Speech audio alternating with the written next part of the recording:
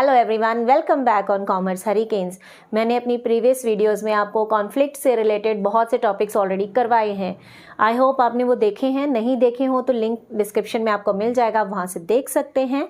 आज हम इस चैप्टर का लास्ट टॉपिक करने वाले हैं जिसका नाम है कॉन्फ्लिक्ट मैनेजमेंट, या ये कहिए कि क्या तरीके हैं, मेजर्स हैं जिनके ज़रिए हम कंपनी में होने वाले कॉन्फ्लिक्ट को कम कर सकते हैं, झगड़ों को कम कर सकते हैं। हमारे पास दो तरीके हैं, curative measures and preventive measures.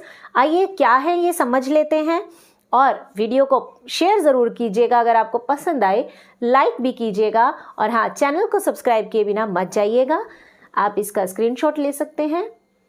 तो प्रिवेंटिव मेजर्स का मतलब क्या हुआ कि ये वो तरीके हैं जिनसे कि आप झगड़े को होने ही नहीं देते, कोशिश करते हैं कि कॉन्फ्लिक्ट को होने ही ना दिया जाए। ठीक है, तो फर्स्ट है एस्टैब्लिशिंग कॉमन गोल्स, यानी कि कंपनी को जब गोल्स बनाने हो तो वो कॉमन होने चाहिए, यानी हर इंसान की नीड को ध्यान में रखते हुए गोल्स बनाने चाहिए ताकि कॉन्फ्लिक्ट्स ना हो। नेक्स्ट है रिडक्शन इन इंटरडिपेंडेंस। जैसा कि मैंने आपको प्रीवियस वीडियो में बताया था कि एक डिपार्टमेंट का काम दूसरे पर निर्भर करता है और अगर एक डिपार्टमेंट ने ढंग से काम नहीं किया तो दूसरे का काम भी खराब हो जाएगा और कॉन्फ्लिक्ट हो जाएगा। तो हमें क्या करना चाहिए, कोशिश करनी चाहिए कि लोगों के काम अलग अलग हो, वो एक दूसरे पर डिपेंड ना करें। ठीक है, ताकि एक की गलती की वजह से दूसरे का काम खराब ना हो और कॉन्फ्लिक्ट ना हो। नेक्स्ट आता है reduction in shared resources. Shared resources का मतलब क्या होता है कि कंपनी में एक ही चीज़ है और सभी एम्प्लॉयज़ उसी को यूज़ कर रहे हैं, तो जो बहुत दबंग है वो ज़्यादा समय तक यूज़ कर रहा है और जो बेचारा सीधा साधा भोला भाला है उसको तो वो सामान यूज़ करने को मिलता ही नहीं है और इसीलिए वो काम नहीं कर पाता और कहीं ना कहीं उसके मन में कॉन्फ्लिक्ट बनने लग जाता है। तो हमें शेयर्ड रिसोर्सेज कम करने चाहिए, यानी हर इंसान को एक जो भी रिसोर्सेज की रिक्वायरमेंट है वो उसे दी जाने चाहिए, जो उसका पर्सनल हो और वो उस पर काम करे। ठीक है, शेयरिंग नहीं करवानी चाहिए। ट्रस्ट एंड कम्युनिकेशन, हर एम्प्लॉय के अंदर या ग्रुप के अंदर ट्रस्ट बिल्ड करने की कोशिश करनी चाहिए और उनमें प्रॉपर कम्युनिकेशन होना चाहिए ताकि वो एक दूसरे की बात को समझ सके। कोऑर्डिनेशन, यानी कि एक कोऑर्डिनेटर होना चाहिए, सुपरवाइजर होना चाहिए जो सभी एक्टिविटीज़ पर नज़र रखे, सभी एम्प्लॉयज़ पर नज़र रखे और अगर कहीं उसे लग रहा है कि कॉन्फ्लिक्ट हो सकता है तो उस सिचुएशन को रोकने की कोशिश करे। एक्सचेंज ऑफ पर्सोनल, यानी कि लोगों की एक्सचेंज करते रहना चाहिए। अगर आप एक पोस्ट पर किसी को लंबे समय तक रखेंगे तो वो उस पोस्ट पर अपना हक समझने लग जाता है और फिर अगर आप उस पोस्ट पे किसी और को बिठाएंगे तो उसे पसंद नहीं आएगा और कॉन्फ्लिक्ट हो जाएगा। तो हमें एक डिपार्टमेंट के अंदर रोटेशन करते रहना चाहिए। यूज़ ऑफ सुपीरियर अथॉरिटी, यानी कि अगर आपको लग रहा है कि कॉन्फ्लिक्ट होने वाला है तो जो सुपीरियर है, जो हेड है, उसको इन्वॉल्व कीजिए। हेड जो कहेगा ऑब्वियसली एम्प्लॉयज़ को वो मानना पड़ेगा, एम्प्लॉयज़ को आपस में बहस करने का मौका ही ना दे। रीऑर्गेनाइजेशन ऑफ ग्रुप्स, मतलब ग्रुप्स को तोड़ते रहना चाहिए।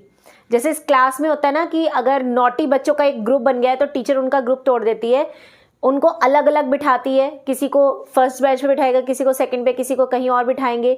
ठीक है, जो पढ़ने वाले बच्चे उनके साथ बिठाएंगे। ऐसा क्यों करते हैं? ताकि वो इकट्ठे होकर बहस मतलब शोर ना मचा सकें क्लास में। तो वैसे ही ग्रुप अगर होने लग रहा है ग्रुपिज्म, तो उस ग्रुप को ब्रेक कर देना चाहिए। टाइम टू टाइम ग्रुप्स बदलते रहने देने चाहिए ताकि उनमें यूनिटी ना हो और वो कॉन्फ्लिक्ट क्रिएट ना कर सके। अब बात करते हैं कि अगर कॉन्फ्लिक्ट हो जाए तब क्या करें। ये तो कॉन्फ्लिक्ट होने से पहले के तरीके थे।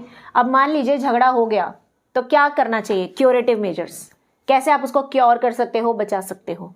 फर्स्ट, अवॉइडेंस, मतलब अवॉइड कर दो। अगर आपको लग रहा है ना कि इस बात पे बहस बढ़ती जा रही है तो अवॉइड कर दो। ठीक है, बहस में पड़ना ही नहीं है। बहुत से लोग होते हैं ऐसे जो वो ये सोचते हैं कि सामने वाला जो बोल रहा है वो तो बेवकूफ़ है, बोलने दो, हम तो वही करेंगे जो हमें करना है।